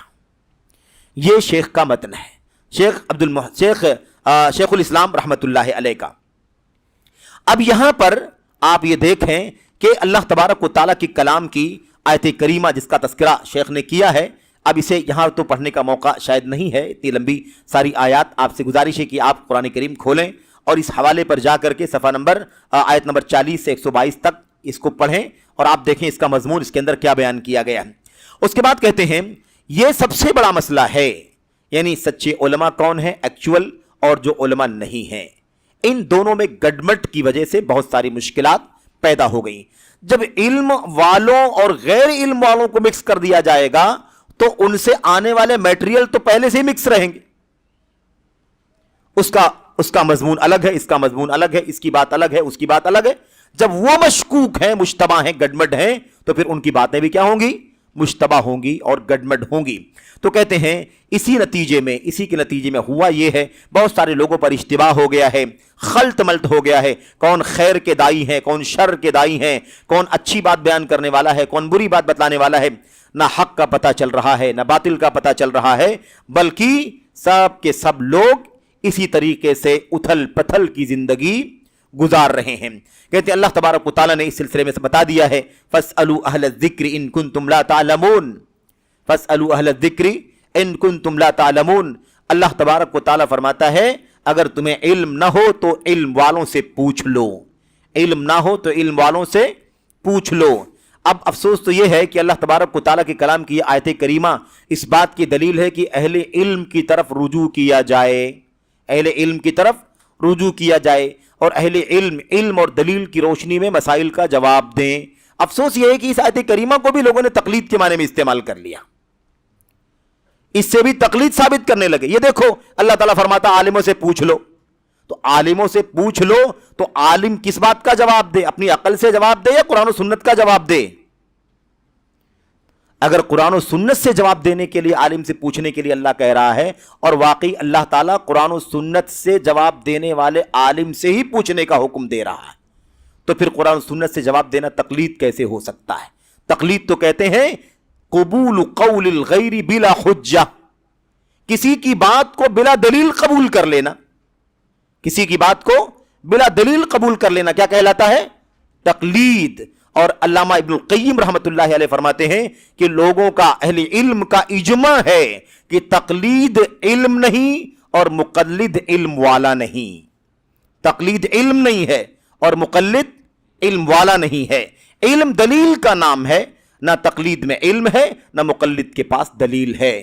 اس لیے علم نام ہے قرآن کی آیات کا، سنت کی دلیلوں کا، سلف امت کے اقوال کا. اور حافظ ابن القیم رحمۃ اللہ علیہ اس تعلق سے فرماتے ہیں العلم قال اللہ قال رسولہ قال الصحابہ ہم اولو العرفان. علم نام ہے اللہ نے فرمایا، رسول نے فرمایا، اور ایسے ہی اللہ کے نبی کے صحابہ کرام نے فرمایا ہے. آگے بات آ رہی ہے، وہ ابن القیم رحمۃ اللہ علیہ کی یہ بات شیخ نے نقل کی ہے. تو خلاصہ کلام یہ ہے کہ علم کتاب و سنت کے دلائل، سلف امت کے فہم کا نام علم ہے. علم وہ نہیں ہے جو میں اپنی عقل سے، اپنی رائے سے، اپنی اپج سے کوئی چیز بیان کروں. بے دلیل کسی بات کو علم نہیں کہا جاتا. علم نام ہے دلیل کا، قرآن کی، سنت کی. جو دلیل رہنمائی کرے توحید کی، جو دلیل رہنمائی کرے سنت کی، وہ دلیل کہلاتا ہے. وہی دلیل جو ہے وہ کتاب و سنت کی روشنی میں علم کہلاتی ہے. یہ ہے اس کا معنی. تو فَاسْأَلُوا أَهْلَ الذِّكْرِ، اہل علم سے پوچھنے کی بات ہے. اہل علم سے پوچھنا اللہ تعالیٰ کا حکم ہے، اور اللہ تعالیٰ کے حکم پر عمل کرنا یہ دلیل پر عمل کرنا ہے، یہ تقلید نہیں ہے. تقلید کہتے ہیں بلا دلیل کسی کی بات کو ماننا. قرآن کریم میں، سنت میں، صحابہ کی سیرت میں کہیں بھی تقلید کا نہ تو حکم ہے، نہ تقلید کی ترغیب ہے، نہ تقلید کا کہیں کوئی بھی ذکر ہے. اب اس سے معلوم پڑا کہ ہر کسے باشد ایرے گیرے نتھو خیرے سے نہیں پوچھا جائے گا. کس سے پوچھا جائے گا؟ علم والوں سے پوچھا جائے گا، اہل الذکر سے، اہل الذکر سے پوچھا جائے گا. تو کہتے ہیں کہ فلا یکون الاخذ عن کل احد، ہر ایک سے نہیں پوچھا جائے گا، بلکہ کس سے پوچھا جائے گا؟ جو ذکر والے ہیں، یعنی علم والے، فقہ والے ہیں، جو اللہ تبارک و تعالیٰ کے دین پر عمل کرتے ہیں. یہاں پر اللہ کے نبی علیہ الصلوۃ والسلام کی وہ حدیث شیخ نے ذکر کی ہے، اور بالکل بجا طور پر اسی نقطے پر ذکر کی ہے. اللہ تبارک و تعالیٰ فرماتا ہے علم والوں سے پوچھ لو اگر تم نہیں جانتے ہو. دوسری طرف اللہ کے نبی فرماتے ہیں انما اخاف علی امت الائمۃ المضلین، میرے ساتھیوں مجھے اپنی امت کے بارے میں سب سے زیادہ جس بات کا ڈر ہے وہ گمراہ کرنے والے پیشواؤں کا، اماموں کا ڈر ہے. امام مسجد کا امام نہیں، بلکہ امام یعنی پیشوا، جن کو بڑا سمجھا جاتا ہے، جن کو آئیڈیل سمجھا جاتا ہے، جن کو پیر مانا جاتا ہے، جن کو مفتی مانا جاتا ہے، جن کو اپنا بڑا سمجھتے ہیں لوگ، ایسے لوگ جو مضلین، گمراہ کرنے والے ہیں. آپ سوچئے نبی کریم صلی اللہ علیہ وسلم نے کب امت کو بتا دیا نا. مجھے سب سے زیادہ تمہارے بارے میں جس بات کا ڈر ہے وہ یہ ہے کہ تم کو گمراہ کرنے والے پیشوا، گمراہ کرنے والے قائدین، گمراہ کرنے والے پیر، اغوا، بڑے، یہ تم کو جو مس گائیڈ کریں گے، گمراہ کریں گے، مجھے ان کا ڈر تمہارے بارے میں بہت زیادہ ہے. تو پتہ یہ چلا کہ ہمیں علم حاصل کرنے کا حکم ہے، لیکن کن لوگوں سے؟ جو گمراہ کرنے والے نہیں ہیں بلکہ سچا علم ہم تک پہنچانے والے ہیں. اب جو لوگ علماء نہیں ہیں، فقہا نہیں ہیں، اور وہ اپنے آپ کو عالم فقیہ ثابت کرتے ہیں، ظاہر کرتے ہیں، ایسے لوگوں سے علم حاصل کرنے کا نتیجہ کیا ہے؟ یہی اضلال، گمراہ کرنا. عقیدے میں گمراہی آ رہی ہے، منہج میں گمراہی آ رہی ہے، بہت سارے حلال و حرام کے مسائل میں گمراہی آ رہی ہے، بہت سارے اصولوں میں بگاڑ آ رہا ہے، اور حالت یہ ہو گئی ہے کہ امت کا ایک بہت بڑا طبقہ ان لوگوں کے پیچھے چل کر، اہل علم جو سچے علماء ہیں ہمارے، جن سے ہمیں رجوع کرنے کا اللہ نے حکم دیا ہے، ان سے دور ہونے کے نتیجے میں بہت سارے انحرافات، عقیدے، منہج، عمل، سلوک، اخلاق، کردار، ہر طرح کے فساد اور بگاڑ اور گناہ اور معاصی ان کے یہاں موجود ہیں. اور افسوس یہ ہے کہ وہ آج بھی ان غیروں سے جو علم والے نہیں ہیں، ان سے اپنا دامن چھڑانے کی کوشش نہیں کرتے. یاد رکھیں، علم والوں سے اگر ہم وابستہ نہ ہوئے، جو انبیاء علیہ السلام کے وارثین ہیں، سچے وارثین، اگر ہم ان سے وابستہ نہ ہوئے تو یاد رکھیں کہ اس کے نتیجے میں ہمیں سخت نقصان کا سامنا کرنا پڑے گا.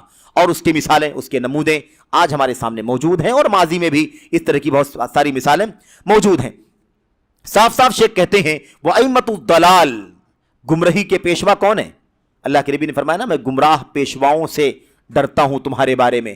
تو گمراہی کے پیشوا کون ہیں؟ کہتے ہیں ہُم من یلبسون لبوس العلم، جو علم کا لباس پہنتے ہیں اور علماء کی شکل و صورت اختیار کرتے ہیں. وَلَكِنَّهُمْ يَنشُرُونَ الْبِدَعَ فِي الْأُمَّةِ، لیکن امت کے اندر بدعات پھیلاتے ہیں. والخرافات، اور بے سر پیر کی چیزیں. والاہواء، اور خواہشات نفسانی. والضلالات، اور گمراہیاں. وما اصل له فی دین اللہ، اور ایسی چیزیں جس کی دین میں کوئی بنیاد نہیں ہے. ایسی چیزیں پھیلاتے ہیں، اپنے آپ کو عالم ظاہر کرتے ہیں. اور اس کے بعد کیا کہتے ہیں؟ وَيَلْبِسُونَ الْحَقَّ بِالْبَاطِلِ، حق اور باطل کو مکس کرتے ہیں، گڈمٹ کرتے ہیں. وَيَكْتُمُونَ، اور حق کو چھپاتے ہیں. وَيَحْجِبُونَ النَّاسَ عَنْهُ، لوگوں کو حق تک پہنچنے سے روکتے ہیں. لوگوں کو حق تک پہنچنے سے روکتے ہیں. حق تک پہنچنے سے روکنے کی بہت ساری شکلیں ہو سکتی ہیں. اس میں سے ایک شکل یہ ہے کہ عوام کو اپنے سے جوڑنے کی کوشش کرے، علماء سے جوڑنے کی کوشش نہ کرے، بلکہ علماء سے دور رکھے، کیونکہ علم اہل علم کے پاس ملے گا. اگر علم والوں تک نہ پہنچایا گیا تو پھر علم سے روکنے کا کام بن جائے گا. یہی روکنے کا کام کہلائے گا، کیونکہ علم اہل علم کے یہاں ملتا ہے. اللہ کیا فرماتے ہیں شیخ کی بات اور بھی تھوڑی سی، کہتے ہیں فَتَنْتَشِرُ عَلَىٰ أَيْدِيهِمُ الْبِدْعَ وَالْخُرَافَاتِ، نتیجہ یہ نکلتا ہے کہ ان کے ہاتھوں پر بدعات، خرافات پھیلتی ہیں. اور ان جاہلوں یا لا علموں، بے علموں، کم علموں کے پیچھے چلنے والے، کہتے ہیں وَلَا يَزَالُ أَتْبَاعُهُمْ يُحَسِّنُونَ بِهِمُ الظَّنَّ، جو ان کے پیچھے چلنے والے ہوتے ہیں، ان کے کہہ لیجئے کہ چاہنے والے یا ان کے دیوانے جو ہوتے ہیں نا، بھکت قسم کے لوگ جو ہوتے ہیں، ان کا کام کیا ہوتا ہے؟ وہ ان کے ساتھ حسن ظن رکھتے ہیں، باوجود اس کے کہ وہ گمراہیاں پھیلا رہے ہیں، بدعات پھیلا رہے ہیں، لیکن پھر بھی کیا رکھتے ہیں ان کے ساتھ؟ حسن ظن، مطلب اچھا گمان رکھتے ہیں کہ تو بہت اچھے ہیں، ہماری رہنمائی کر رہے ہیں، ہمیں علم دے رہے ہیں. اس طرح کی اچھا گمان، اس طرح کا حسن ظن ان کے ساتھ میں رکھتے ہیں. حالانکہ کہتے ہیں کہ آپ دیکھیں گے کہ وہ لوگ جو ہے اپنی بات کی تائید، اپنی باطل کی تائید یا تو جھوٹی حدیث کے ذریعے سے کرتے ہیں، یا کوئی آیت پیش کرتے ہیں جس کے معنی میں تحریف کرتے ہیں، یا کوئی قصہ بنا کر کے پیش کر دیتے ہیں، یا مثال کے طور پر کسی خواب کا ذکر کر کے اپنی بات ثابت کرتے ہیں، یا اپنا کوئی تجربہ، کوئی ایکسپیرینس لا کر کے پیش کرتے ہیں. اس طرح کے بہت سارے راستے اختیار کرتے ہیں. اور آپ نے یہ بھی دیکھا ہوگا کہ آج کل اپنی باتوں کو ثابت کرنے کے لیے لوگ دنیاوی زندگی کی مثالیں پیش کر دیتے ہیں. ثابت کرنا ہے عقیدہ اور مثال دیتے ہیں اپنے موجودہ دور کے جدید وسائل کی.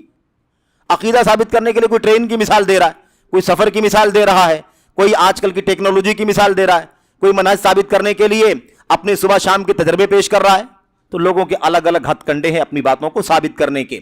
یہ سب علم نہیں ہے اور نہ ایسے لوگ علماء کی فہرست میں شامل ہوتے ہیں. اس لیے خبردار، یہ جو چوتھا اصول ہے یہ بہت بنیادی اصول ہے، کیونکہ اگر اس اصول کو ہم نے نہیں سمجھا تو نہ پہلا سمجھیں گے، نہ دوسرا تیسرا، نہ اور پانچواں اور چھٹا. کیونکہ علم ہی سورس ہے صحیح علم، اہل علم ہی سورس ہیں صحیح علم پہنچانے کے، اور انہی کے ساتھ اللہ کے نبی علیہ السلام نے امت کو وابستہ ہونے کا حکم دیا ہے. کیونکہ نبوت کے بعد، نبوت کے سلسلے کے ختم ہو جانے کے بعد اب یہ سلسلہ وارثین کے ساتھ جڑ گیا ہے. جو سچے علماء ہیں وہی اللہ کے نبیوں کے وارثین ہیں، جیسا کہ اللہ کے نبی علیہ السلام نے فرمایا العلماء ورثۃ الانبیاء وان الانبیاء لم یورثوا دینارا ولا درہما وانما ورثوا العلم. درہم و دینار کے وارث نہیں ہیں، یہ نبیوں کے جو وارثین ہیں دراصل نبیوں کے علم کے وارثین ہیں، اور وہی علم ہے جس کو حقیقت میں علم کہا جاتا ہے. تو ہمیں یہ بات بہت اچھی طرح سے ذہن و دماغ میں بٹھانے کی ضرورت ہے. ہوتا یہ ہے کہ عام طور پر اس سلسلے میں بے توجہی کے نتیجے میں بہت کچھ مسائل الجھ جاتے ہیں اور بہت ساری دشواریاں پیدا ہو جاتی ہیں. یہاں پر اللہ کے نبی علیہ السلام کی وہ جو حدیث ہے خیرکم من تعلم القرآن، اس سے پہلے من یرید اللہ بہ خیرا یفقہہ فی الدین، اللہ تبارک و تعالیٰ جس کا بھلا کرتا ہے، بھلا چاہتا ہے، اسے دین کا علم عطا فرماتا ہے. اللہ جس کا بھلا کرنا چاہتا ہے اسے دین کا علم عطا فرماتا ہے، دین کی فقہ عطا فرماتا ہے. تو اللہ نے جس کو علم عطا فرمایا ہے اللہ نے اس کا بھلا کیا ہے. بقیہ جس کو اللہ نے دنیا دی ہے، کوئی ضروری نہیں کہ بھلا کیا ہو. کسی کو عہدہ اور منصب دیا ہو، کوئی ضروری نہیں کہ اللہ نے بھلا چاہا ہو، لیکن اللہ نے دیا ہے. لیکن علم اللہ تبارک و تعالیٰ نے جس کو اللہ اپنے دین کا سچا علم دے دیا، واقعی اللہ تعالیٰ اس کا بھلا کرنا چاہتا ہے، کیونکہ وہ علم اسے دنیا میں بھی امن و امان عطا فرمائے گا اور آخرت میں بھی اللہ تعالیٰ اسے جنت اور اس کی نعمتوں سے نوازے گا. یہاں پر ایک بات خاص طور پر شیخ نے ذکر کی ہے کہ جو لوگ اس فقہ سے واقف نہیں ہوتے، یعنی جن کی بات چل رہی ہے غیر علماء، ان لوگوں کی مشکل کیا ہے؟ ان لوگوں کے پاس دلیلیں نہیں ہوتی ہیں تو یہ لوگ اپنی رائے سے کوئی بات ثابت کرتے ہیں، کوئی اپنی لاجک لا کر کے بات سمجھانے کی کوشش کرتا ہے، کوئی اپنی دانشوری پیش کرتا ہے، کوئی اپنا ایکسپیرینس لا کر کے پیش کر دیتا ہے، کوئی اپنے پیشے کے مزاج سے مدد لے کر بات کو ثابت کرتا ہے. کوئی انجینئر ہے تو انجینئرنگ کا ذہن لگا کر کے بات کرتا دین و شریعت کے اندر، ہے کہ نہیں؟ کوئی ایڈوکیٹ ہے تو اپنی رائے، اپنی سوچ تھنکنگ کے حساب سے دین و شریعت کو پروف کر دیتا ہے اور حلال ہے حرام ہے کہہ کر کے فتویٰ دے کر کے نکل جاتا ہے. اور کوئی میڈیکل سائنس کے لائن کا آدمی ہے تو وہ اپنی انرجی لگا کر کے میڈیکل سائنس کی دین و شریعت کے اندر باتیں کرتا ہے.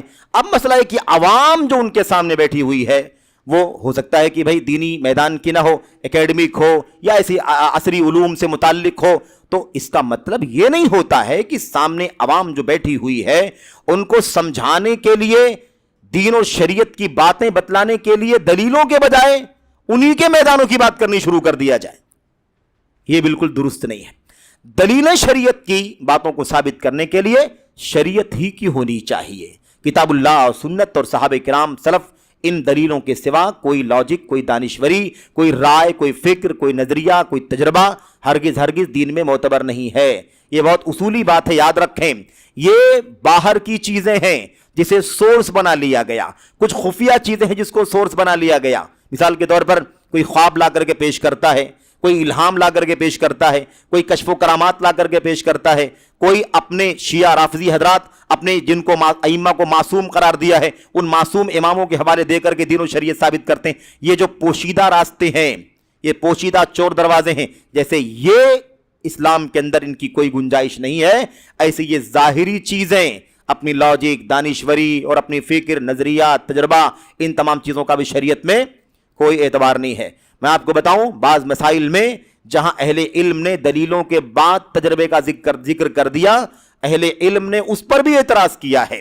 جب کوئی مسئلہ کتاب و سنت سے دلائل سے ثابت ہو گیا تو آپ کو اپنے علم اور آپ کو اپنے تجربے کا ذکر کرنے کی کیا ضرورت ہے؟ تجربہ کوئی ضرورت نہیں، شریعت محتاج نہیں کسی تجربے کی. اگر تجربہ کسی کا درست نہ ہو، اس کے خلاف بات کرے تو ہم اعتبار کرتے ہیں، اس کا اعتبار نہیں کرتے. تو آپ کے پوزیٹو تجربے کا اعتبار کیسے کر سکتے ہیں؟ تو نہ پوزیٹو نہ نگیٹو، اس تجربے کا شریعت میں کوئی دخل نہیں ہے. اگر یہ راستہ کھولا جائے گا تو پھر بہت بڑے فتنے کا دروازہ کھل جائے گا. کیونکہ ایک آدمی تجربہ کرے گا، کہے گا میں نے اس آیت کریمہ کو پڑھا اور اس کا علاج کر دیا تو آرام ہو گیا، اس سے کینسر ٹھیک ہو گیا، اس آیت کریمہ کو پڑھنے سے ایڈز کی بیماری چلی گئی، اس آیت کریمہ کو پڑھ کر کے میں نے علاج کر دیا تو اس کے ذریعے سے مثال کے طور پر شوگر اور جو آج بیماریاں یہ سب ٹھیک ہو گئیں۔ تو پھر مطلب یہ نکل جائے گا کہ پھر ہر آدمی اپنا اپنا تجربہ کرے اور جس آیت سے جس کو سمجھ میں آ جائے، جو آرام لگ جائے، اس کو شروع کر دے، جیسا کہ آج کل چل رہا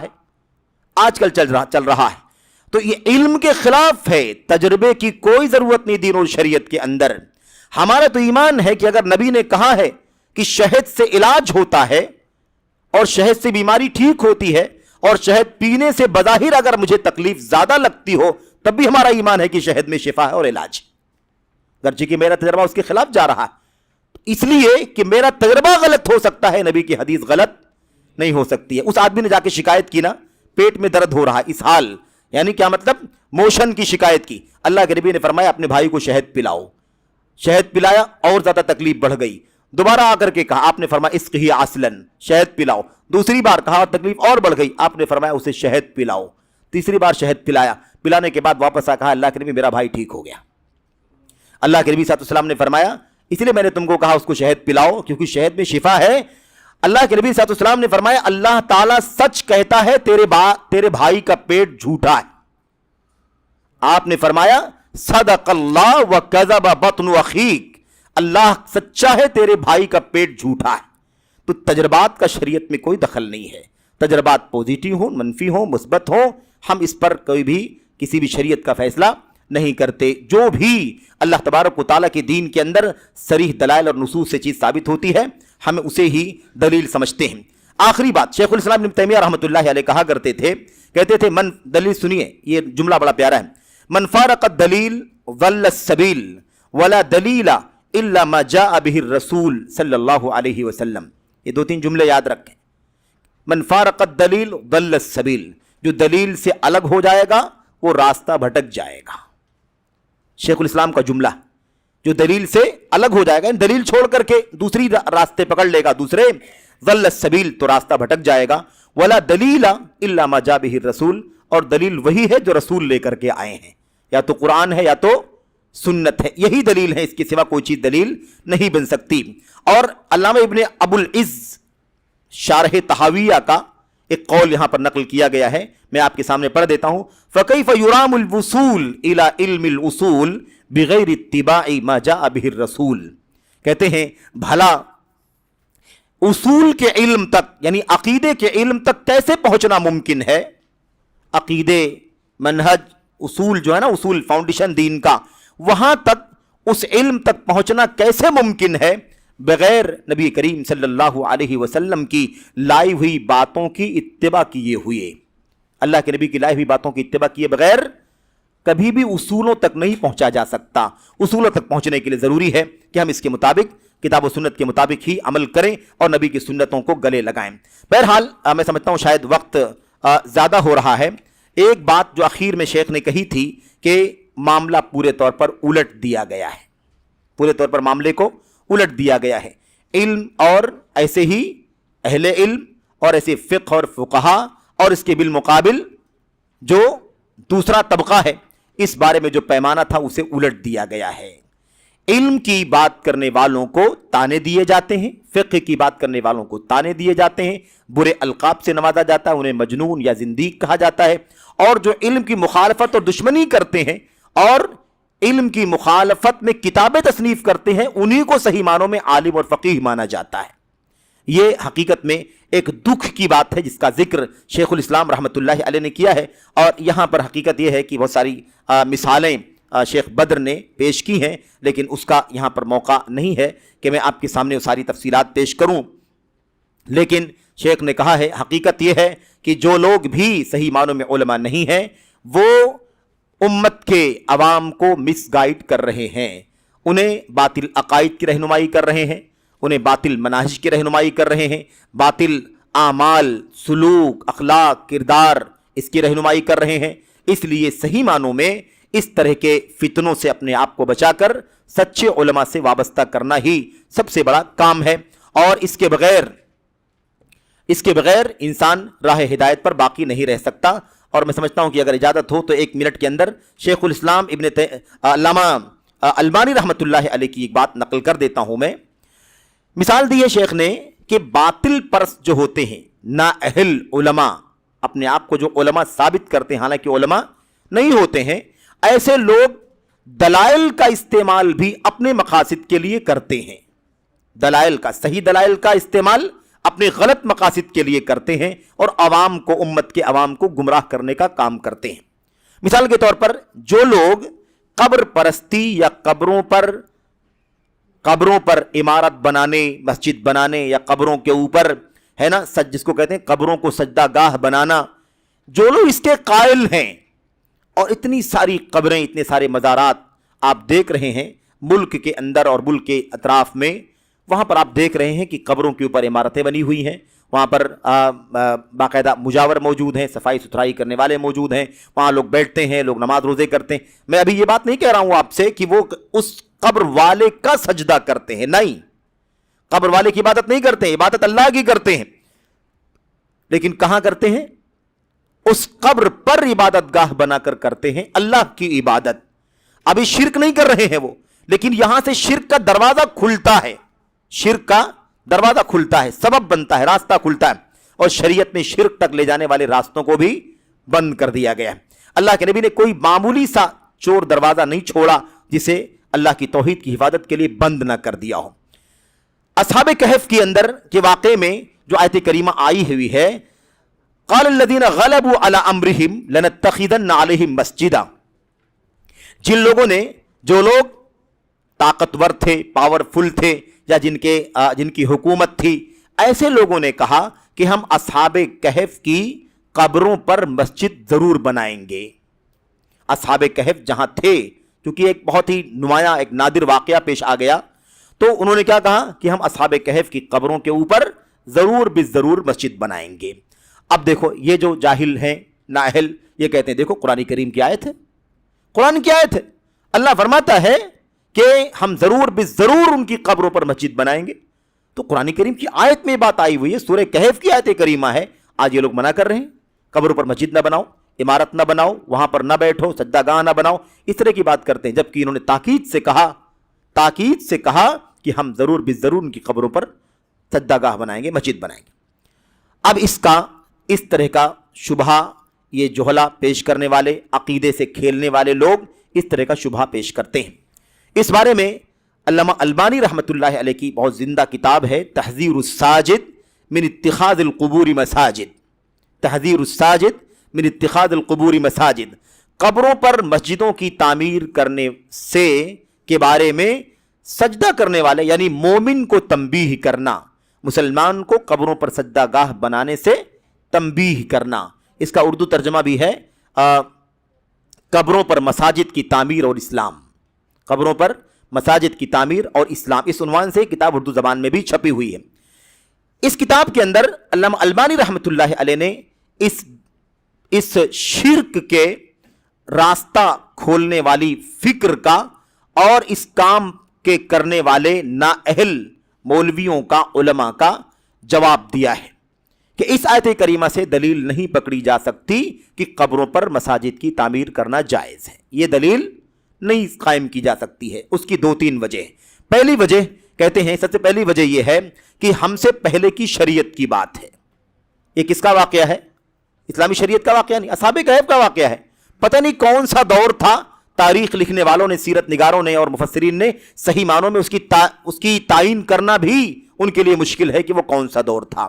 بہرحال پرانا دور تھا، اسلامی شریعت سے پہلے کی بات ہے. یہ بات تو اپنی جگہ پر طے ہے.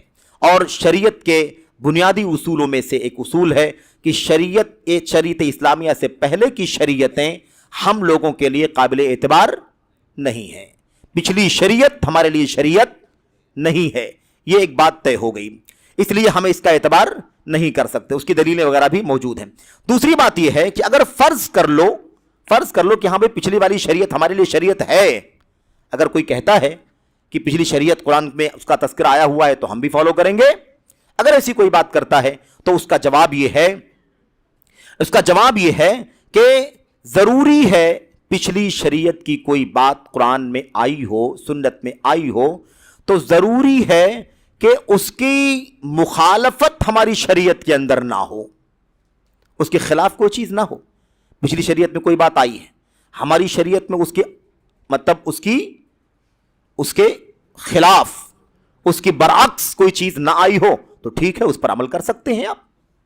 لیکن یہاں تو معاملہ الٹا ہے۔ اس آیت میں آیا ہوا ہے کہ ہم قبر پر مسجد ضرور بنائیں گے، اور اللہ کے نبی علیہ السلام فرماتے ہیں لعن اللہ الیہود والنصارى اتخذوا قبور انبیائہم مساجد، اللہ کی لعنت یہود و نصارہ پر، ان لوگوں نے اپنے نبیوں کی قبروں کو سجدہ گاہ بنا لیا۔ تو اگر وہ پچھلی شریعت کو مان بھی لیا جائے کہ وہ شریعت کا اعتبار ہے، تو ضروری ہے کہ وہ شریعت جو بتائی گئی پچھلی شریعت میں جو بات، اس کے خلاف ہماری شریعت میں کوئی بات نہ آئی ہو۔ یہاں ہماری شریعت میں اس کے خلاف بات آئی ہوئی ہے کہ قبروں پر سجدہ گاہ بنانا، عبادت گاہ بنانا حرام، لعنت فرمائی نبی کریم صلی اللہ علیہ وسلم نے۔ اس کا مطلب یہ ہے کہ وہ پچھلی شریعت کی بات ہماری شریعت سے ٹکراتی ہے، اس لیے اس پر عمل کرنا درست نہیں ہے۔ بہرحال اس کے علاوہ ایک جواب اور بھی ہے، لیکن وقت چونکہ بہت زیادہ ہو رہا ہے، میں آپ سے گزارش کروں گا کہ آپ اسے بعد میں اطمینان سے پڑھ لیں اور مسئلے کو اچھی طرح سے سمجھ لیں۔ اللہ سے دعا کریں کہ اللہ تبارک و تعالی ہمیں اور آپ کو یہ جو 6 اصول ہیں، ان اصولوں میں سے ابھی تک 4 اصول ہم نے پڑھے ہیں اور بقیہ باتیں انشاءاللہ عصر کے بعد ہوں گی، ان اصولوں کو سمجھنے کے اللہ تعالیٰ توفیق عطا فرمائے، اور اللہ عز و جل ہمیں اس کی روشنی میں زندگی گزارنے کی توفیق عطا فرمائے۔ جو اس سلسلے میں انحرافات پائے جاتے ہیں ان تمام سے واقف کار ہونے اور اس سے بچنے کی توفیق بخشے، آمین رب العالمین۔ وصلی اللہ وسلم وبارک علی نبینا محمد وعلی آلہ وصحبہ اجمعین، والسلام علیکم ورحمۃ اللہ وبرکاتہ۔